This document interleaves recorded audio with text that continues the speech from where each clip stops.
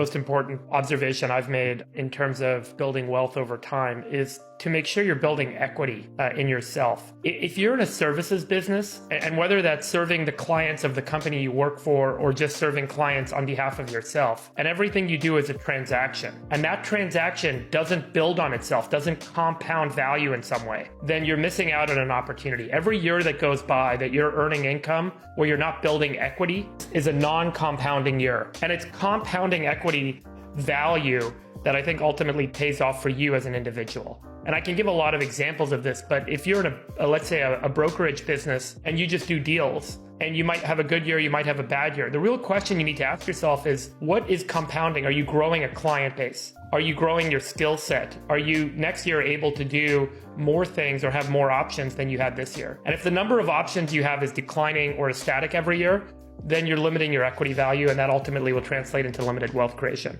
And it's not just shares in something.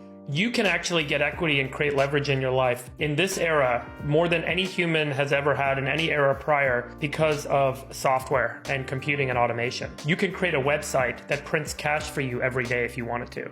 You can create a service that you get leverage out of. And there's equity value in that. And I think that's really key, because then you can go build another one, and you're building value over time. And that's just the most simplistic example of how technology today provides leverage that can really allow anyone to pursue a path of equity.